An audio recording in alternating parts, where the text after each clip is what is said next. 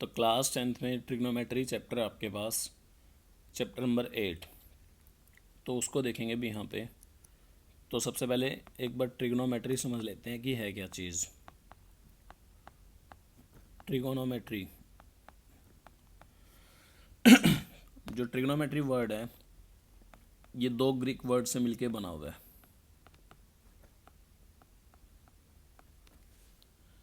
जो पहला वर्ड है इसमें, जो ग्रीक वर्ड में, वो है ट्रिगोनो,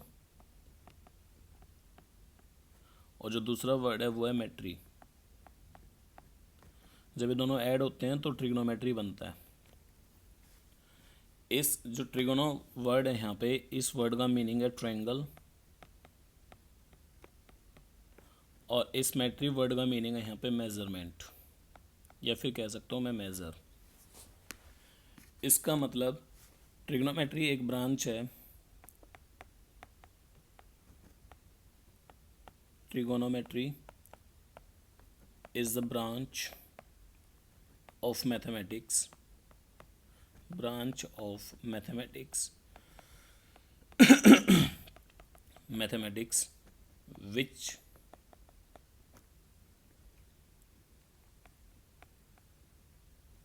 या फिर कह सकता हूँ मैं इन विच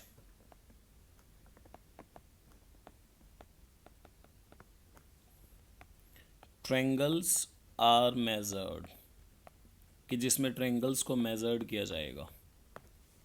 या फिर मैं दूसरे वर्डों में बोल सकता हूँ, it is the branch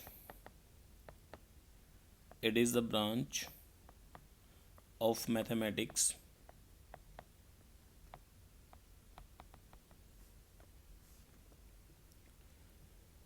which deals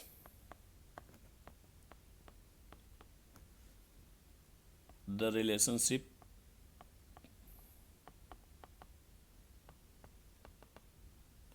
between angles and sides of triangle। ठीक है भी, इसमें एंगल्स और साइडों के बीच में रिलेशनशिप को डिस्कस किया जाएगा। ठीक है, तो उस ब्रांच को हम क्या बोलते हैं? ट्रिग्नोमेट्री बोलते हैं। और सबसे पहले मैं यहाँ पे एक नोट लिख देता हूँ।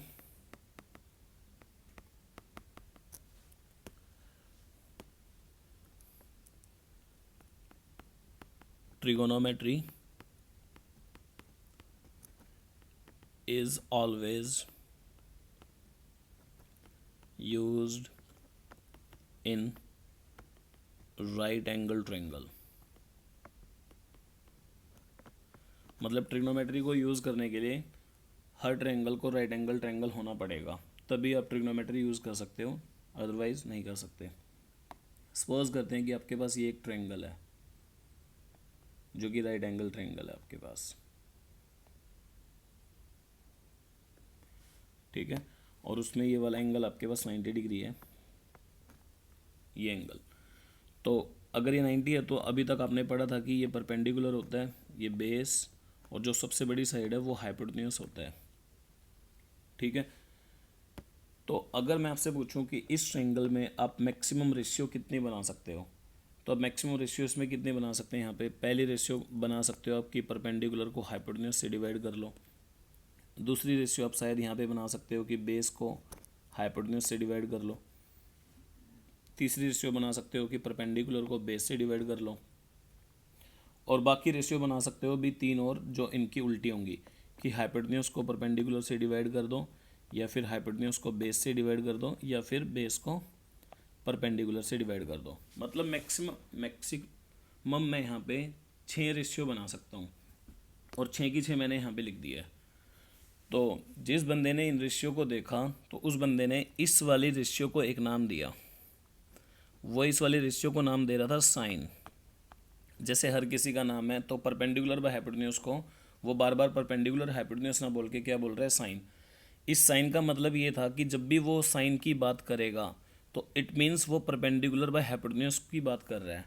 यानी साइन का मतलब कुछ नहीं है यहाँ पे, सिर्फ एक नेमिंग है साइन, और साइन किसकी नेमिंग है? परपेंडिकुलर बाय हाइपोटेन्यूस की। सेम इस तरीके से उसने बेस बाय हाइपोटेन्यूस को भी कुछ ना कुछ नाम दिया, तो इसको वो नाम दे रहा है कोसाइन। ठीक है, और परपेंडिकुलर बाय बेस को नाम दे रहा है वो 10, जो कि टेंजेंट होगा, तो इसको नाम उसने क्या दिया, टेंजेंट। सेम ऐसे ही हाइपोटेन्यूज बाय परपेंडिकुलर को नाम दिया गया है कॉसेकेंट, और हाइपोटेन्यूज बाय बेस को नाम दिया गया है सीकेंट, और बेस बाय परपेंडिकुलर को नाम दिया गया है कोटेंजेंट। तो आपके पास टोटल 6 रेशियो होते हैं, ट्रिग्नोमेट्रिक रेशियोज होती हैं 6। देखो इस ट्रायंगल में आपके पास मैक्सिमम रेशियो कितनी बनी है, 6 रेशियोज, 6 रेशियो बनी है। तो अब आपको नेमिंग कितनी गई है, 6 ही नेमिंग दी गई है इन 6 रेशियो को। और वो 6 की 6 नेमिंग क्या है, sine, cosine, tangent, cotangent, secant और कोटेंजेंट। ठीक है, इन 6 की 6 रेशियो को वो शॉर्ट फॉर्म में भी लिखता है। साइन को वो शॉर्ट फॉर्म में साइन लिख देगा, कोसाइन को शॉर्ट फॉर्म में कॉस लिखता है, टेंजेंट को शॉर्ट फॉर्म में टेन लिखता है, और कॉसिकेंट को शॉर्ट फॉर्म में कॉसेक लिखेगा, लेकिन आप इसको रीड कॉसिकेंट ही कर लेना। और सेकेंट को वो शॉर्ट फॉर्म में सेक लिखता है, आप इसको रीड सीकेंट ही करेंगे। और कोटेंजेंट को वो शॉर्ट में कॉट लिखता है। आपकी मर्जी है कि कोटेंजेंट रीड कर रहे हो या फिर कॉट, वो आपकी मर्जी है यहाँ पे। तो ये इसकी शॉर्ट फॉर्म थी। लेकिन एक और चीज़ यहाँ पे देखो भी कि ये वाली रेशियो परपेंडिकुलर बाय और हाइपोटेन्यूज और हाइपोटेन्यूज बाय परपेंडिकुलर, ये दोनों रेशियो एक दूसरे की रिवर्स हैं। ठीक है, एक दूसरे की रिवर्स। तो इसका मतलब ये जो साइन है और ये जो कॉसिकेंट है, ये एक दूसरे के रिवर्स ही होंगे। सपोज करते हैं कि मैं आपको एक एग्जांपल ले रहा हूँ यहाँ पे, कि मेरे पास एक ट्रायंगल है ये,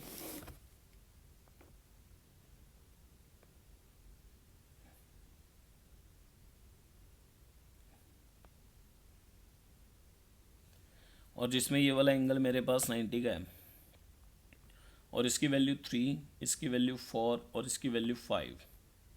ठीक है, तो परपेंडिकुलर आपको मिल ही रहा है। अगर मैं इस ट्रायंगल में आपको बोलूँ कि व्हाट इज साइन, तो आपको ध्यान ये रखना है कि जो साइन है वो किसकी नेमिंग दी गई थी, साइन नेमिंग दी गई थी परपेंडिकुलर बाय हाइपोटेन्यूज को। तो वो दो तरीके से क्वेश्चन पूछ सकता है कि इस वाली ट्रायंगल में मेरे को रेशियो बताओ परपेंडिकुलर बाय हाइपोटेन्यूज की, तो आप आंसर दोगे यहाँ पे 3/5, क्योंकि आपको परपेंडिकुलर कितना मिल रहा है यहाँ पे 3, हाइपोटेन्यूज कितना मिल रहा है 5, और बेस कितना मिल रहा है यहाँ पे 4। तो इस वाली ट्रायंगल के हिसाब से जो आप रिजल्ट दे रहे होगे वो रिजल्ट होगा क्या, 3/5। तो वो इसको दो तरीके से पूछेगा, या तो पूछेगा कि what will be the value of sine in this triangle, या फिर पूछ सकता है कि what will be the perpendicular by hypotenuse. तो आपको दिमाग में ये सेट करना है कि साइन हकीकत में है क्या। साइन सिर्फ एक नेमिंग है, और वो नेमिंग किसकी है, परपेंडिकुलर बाय हाइपोटेन्यूज की। देखो इस ट्रायंगल में आपके पास मैक्सिमम कितनी रेशियो बनी है, 6 रेशियो बनी है। तो उन 6 की 6 रेशियो को मैंने 6 नाम दिए हैं। ठीक है, तो जो उस मैथमेटिक्स ने उनको 6 नाम दिए थे, तो वही 6 नाम आपको पढ़ना है। पहला नाम था साइन, दूसरा कोसाइन, तीसरा टेंजेंट, फिर कॉसिकेंट, फिर सेकेंट और फिर कोटेंजेंट। मैं बार बार आपको ये इसलिए बता रहा हूँ भी कि आप ध्यान रखें कि साइन, कोसाइन, टेंजेंट, कोसिकेंट और सेकेंट और कोटेंजेंट ये कुछ भी नहीं है, सिर्फ नेमिंग है। और ये नेमिंग किसकी है, रेशियोज की। जब आपसे कोई पूछे कि व्हाट इज साइन, तो आप बता देना साइन इज ए नेमिंग। और वो नेमिंग है किसकी, किसके लिए वो नेमिंग यूज़ की गई है, परपेंडिकुलर बाय हाइपोटेन्यूज के लिए, कि जहाँ पे परपेंडिकुलर बाय हाइपोटेन्यूज आएगा मैं वहाँ पे साइन लिख सकता हूँ। ठीक है, तो मान लो मैंने यहाँ पे आपसे पूछा कि परपेंडिकुलर बाय हाइपोटेन्यूज की वैल्यू क्या होगी, वो है यहाँ पे 3/5।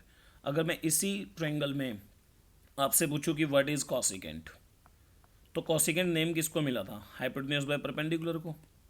ये नेम हाइपोटेन्यूज बाय परपेंडिकुलर को मिला था।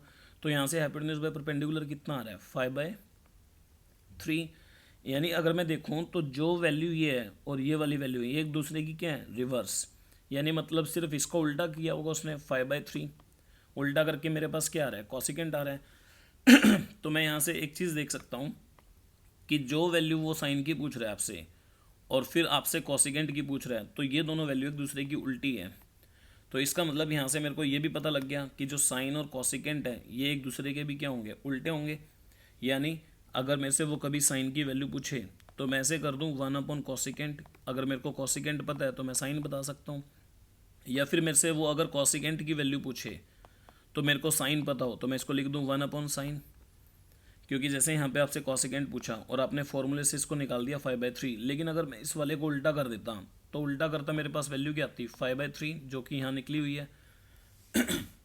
तो बार बार मैं यही समझा रहा हूँ कि साइन और कॉसिकेंट एक दूसरे के उल्टे हैं यहाँ पे, क्योंकि इस रेशियो के हिसाब से यहाँ पे जो रेशियो दे रखी है और ये रेशियो ये एक दूसरे की उल्टी है।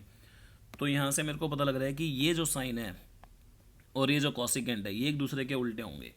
तो यहाँ पे आपका ये फॉर्मूला बन चुका है कि जो साइन है वो कॉसिकेंट का क्या होगा, उल्टा होगा।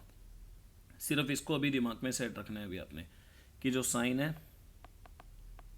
वो कॉसिकेंट का उल्टा होता है, यानी 1 कॉसिकेंट। तो यहाँ के हिसाब से ये जो कोसाइन है वो किसका उल्टा होगा, वो कॉसिकेंट का उल्टा होगा। वो आप देख भी सकते हैं, क्योंकि ये बेस बाय हाइपोटेन्यूज है, वो हाइपोटेन्यूज बाय बेस है। तो मैं बोल सकता हूँ कि जो कॉस है वो इक्वल होगा 1/सेकेंड के, ठीक है।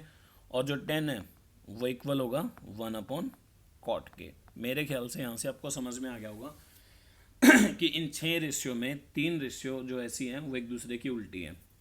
अभी थीटा आपने पढ़ा होगा कि भी साइन थीटा कॉस थीटा, वो आएगा अभी थीटा। अभी तक थीटा की बात ही नहीं हुई है, सिर्फ अभी तक आपको नाम समझना है कि साइन कॉसिकेंट का उल्टा है, कॉस सिकेंट का उल्टा है और 10 कॉट का उल्टा है। थीटा अभी आने वाला है, थोड़ी देर में आएगा। इसके बाद भी सेम आपके पास एक फिर से राइट एंगल ट्रायंगल है, और जहाँ पे ये वाला एंगल 90 का है आपके पास, ये फिर से 3 मान लिया मैंने, ये 4 और ये 5, ठीक है। आपको पता लग चुका है कि साइन का जो फॉर्मूला है वो परपेंडिकुलर बाय हाइपोटेन्यूज है अभी, और जो साइन का उल्टा है वो कौन था, कॉसिकेंट। तो इस कॉसिकेंट का फॉर्मूला क्या होगा, उल्टा कर दो बस इसको, हाइपोटेन्यूज बाय परपेंडिकुलर। फिर आपको कॉस का फॉर्मूला बताया था, ये इनका फॉर्मूला ही है एक हिसाब से। हम फॉर्मूला बोलते हैं, हालांकि ये फॉर्मूला नहीं है। कॉस हकीकत में इक्वल है किसके, बेस बाय हाइपोटेन्यूज के, तो ये आपको ध्यान रखना है। और सेकेंड किसके इक्वल होगा, इसका उल्टा, यानी हाइपोटेन्यूज बाय बेस। और 10 किसके इक्वल होगा, परपेंडिकुलर बाय बेस के।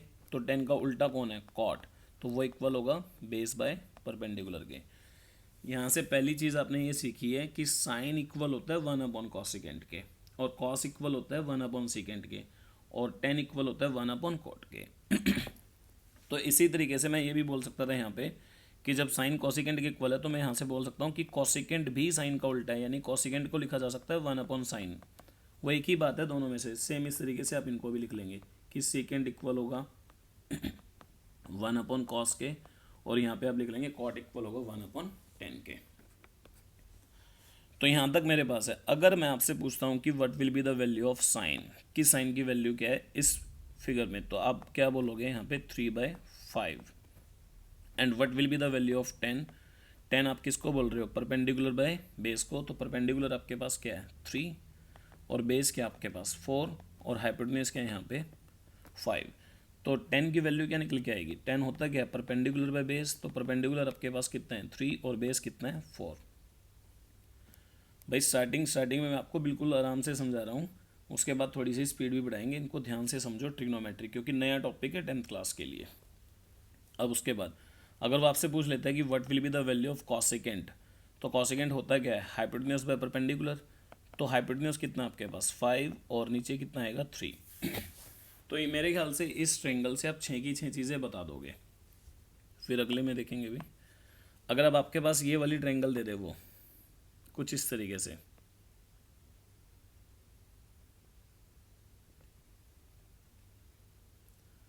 और एक ट्रायंगल वो ऐसी दे दे,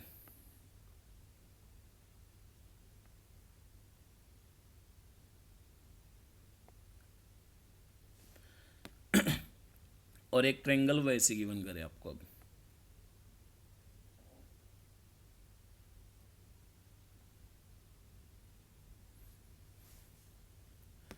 तो इस ट्रायंगल में यहाँ पे एंगल 90 का है, और इस ट्रायंगल में ये वाला एंगल 90 का है, और इस ट्रायंगल में ये वाला एंगल 90 का है आपके पास, ठीक है। तो ये वाली वैल्यू गिवन करी है उसने 6 8, 10, और ये वाली वैल्यू आपके पास 13, 5, 12, और ये वाली वैल्यू आपके पास सपोज करते हैं 3, 4, 5। तो जो फर्स्ट फिगर है, अगर इस फर्स्ट फिगर में आपसे मैं 6 के 6 फंक्शन पूछूं और इस सेकंड फंक्शन में फिगर में पूछूं और इस थर्ड फिगर में पूछूं, तो फर्स्ट फिगर के लिए sine, cos, secant, cosecant, tan और कॉट, मेरे को ये 6 के 6 पता करने हैं। सेम इस तरीके से यहाँ भी मेरे को पता करने हैं, इस वाली फिगर में और इसमें भी मेरे को, इनमें सब में चाहिए भी।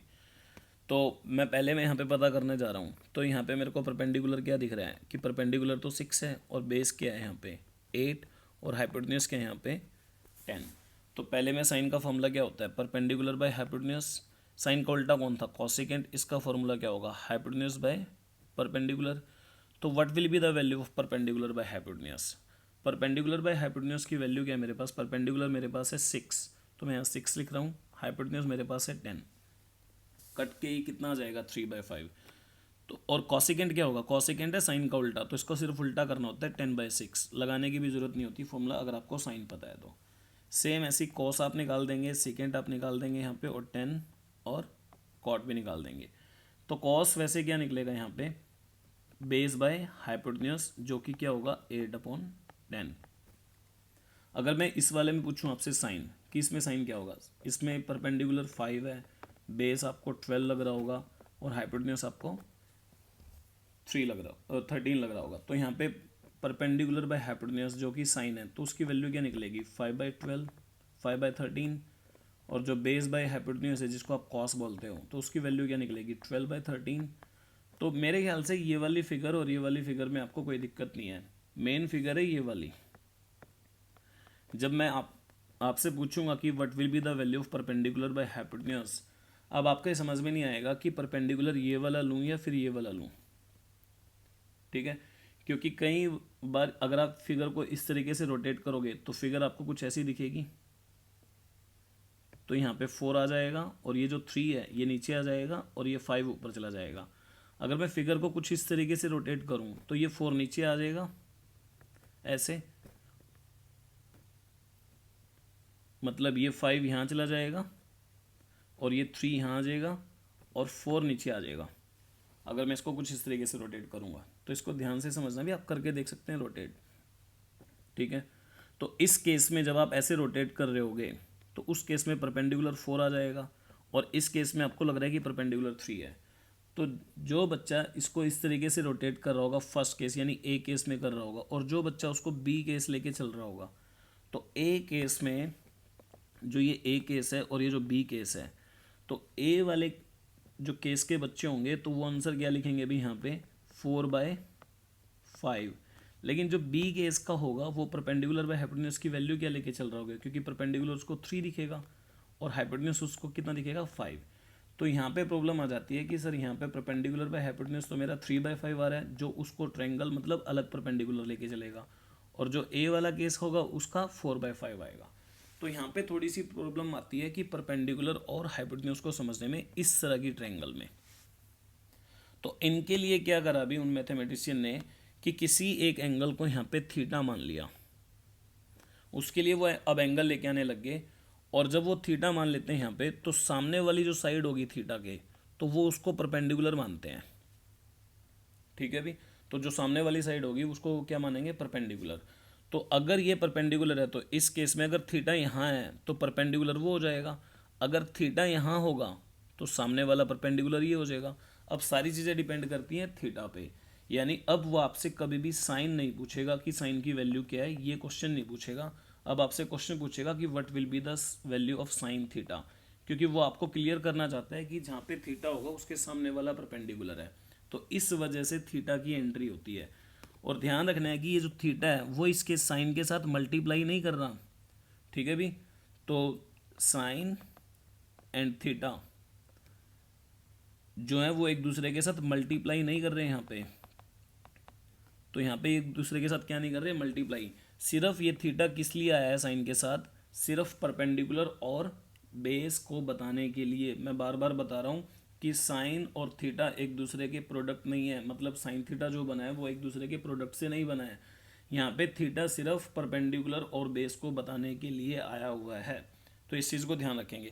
सपोज करते हैं कि अगर वो यहाँ पे थीटा लिख दें तो इस केस में परपेंडिकुलर जाएगा 6, लेकिन अगर वो थीटा यहाँ रख देता तो उस केस में ये परपेंडिकुलर नहीं होता, फिर ये 6 परपेंडिकुलर नहीं होता, परपेंडिकुलर बन जाता सामने वाला 8, जो कि आपको बेस लग रहा है। तो यानी सारा खेल अब किस पे आ चुका है, थीटा पे आ चुका है। इस बात को ध्यान रखेंगे भी। जैसे मैं एक दो क्वेश्चन आपको और दे दूं एग्जाम्पल के तौर पे।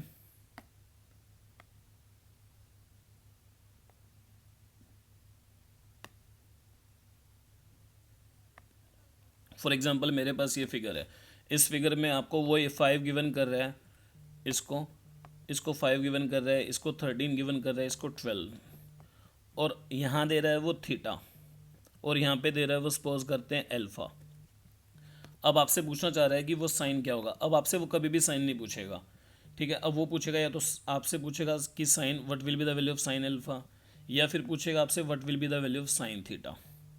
और आपको पता है कि साइन का फॉर्मूला क्या होता है, परपेंडिकुलर बाय हाइपोटेन्यूज। तो आपको देखना है कि जब मैं साइन आपसे पूछ रहा है वो, तो उस टाइम पे एंगल क्या है, अल्फा। अगर एंगल अल्फा यहाँ है तो सामने वाला परपेंडिकुलर हो जाएगा, यानी इस केस में परपेंडिकुलर है 12, और हाइपोटेन्यूज तो हमेशा सबसे बड़ी साइड है जो कि 13 है। लेकिन जब वो आपसे साइन थीटा पूछेगा तो उस टाइम पे थीटा देखना है कि एंगल कहाँ पे, यहाँ पे थीटा है, तो सामने वाला उसका हो जाएगा उस टाइम पे परपेंडिकुलर, यानी इस केस में जो परपेंडिकुलर बाय हाइपोटेन्यूज लगने वाला है वो 5/13 करके लगने वाला है। तो ये चीज़ ध्यान रखेंगे। सेम इस तरीके से आप कॉस निकाल सकते हैं कि what will be the value of cos alpha, तो बेस अपॉन हाइपोटेन्यूज। लेकिन जहाँ पे अल्फा है उसके सामने वाला तो परपेंडिकुलर है, तो जैसे ये अल्फा है तो इसके सामने वाला तो परपेंडिकुलर है। अगर ये परपेंडिकुलर है इस केस में तो ये जो 5 होगा वो बेस बन जाएगा, क्योंकि ये कभी बदलेगा नहीं, ये हमेशा हाइपोटेन्यूज रहेगा।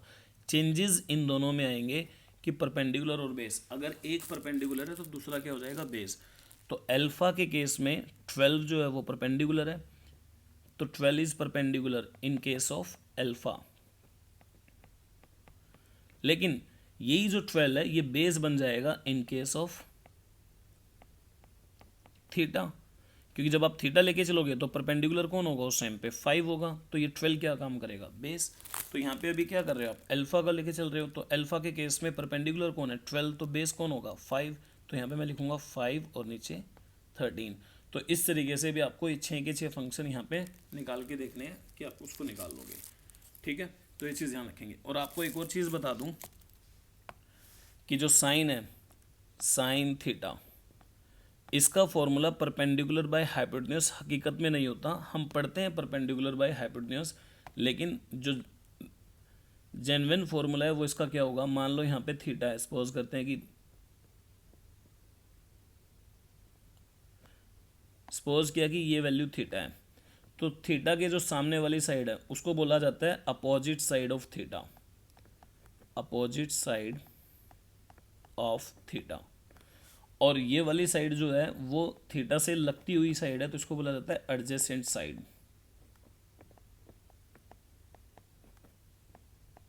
Side of theta. और ये तो आपका है ही हाइपोटेन्यूज, तो यहाँ पे हाइपोटेन्यूज।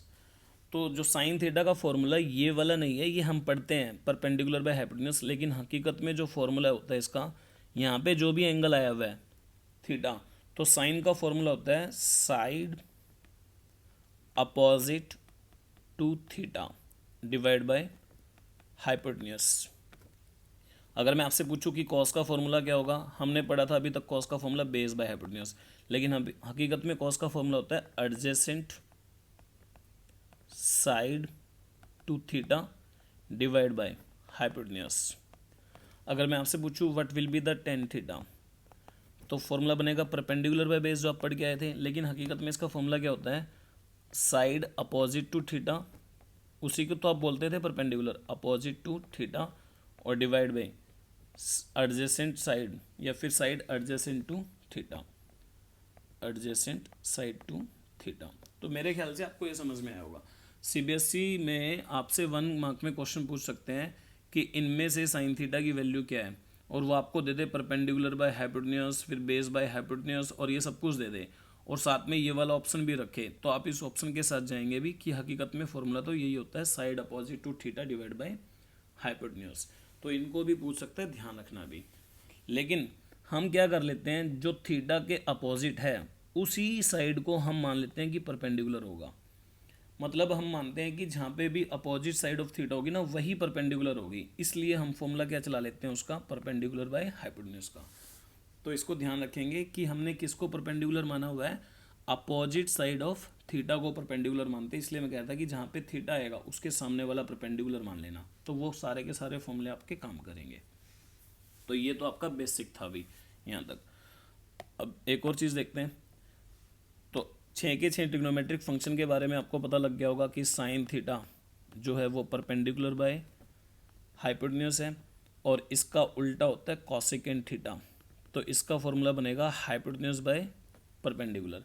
तो यहाँ से एक रिजल्ट निकल के आ रहा है कि जो साइन है वो उल्टा है किसका, कॉसेकेंट का। तो मैं बोल सकता हूँ sine theta equal to 1 upon cosecant theta.